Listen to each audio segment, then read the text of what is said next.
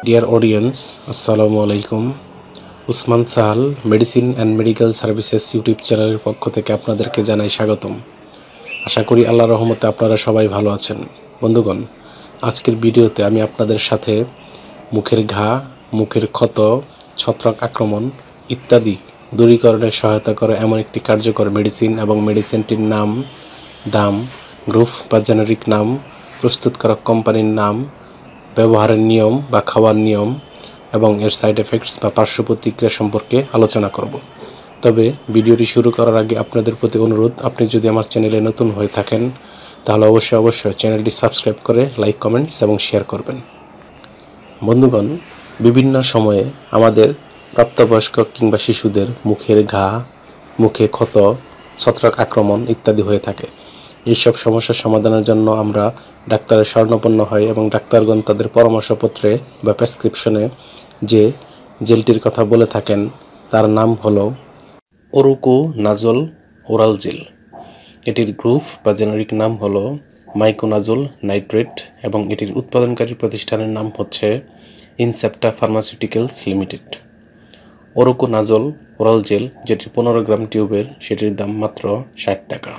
এটি খাওয়ার নিয়ম বা ক্ষতস্থানে ব্যবহারের নিয়ম: যে সমস্ত শিশুদের বয়স 6 মাস থেকে 24 মাস তারা 1.5 মিলি জেল দিনে 4 বার খাবারের পর সংক্রমিত স্থানে বা আক্রান্ত স্থানে লাগাতে হবে এবং যথাসম্ভব মুখে রেখে দিতে হবে।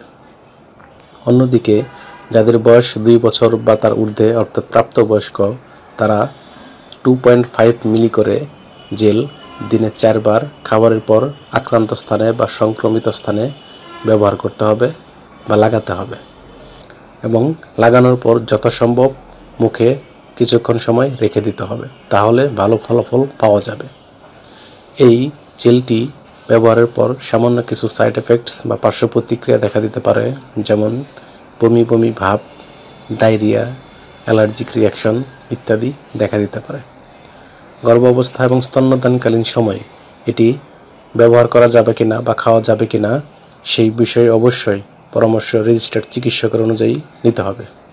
অর্থাৎ চিকিৎসকের পরামর্শ ব্যতীত কোনো ঔষধ লাগানো, ব্যবহার কিংবা খাওয়া যাবে না।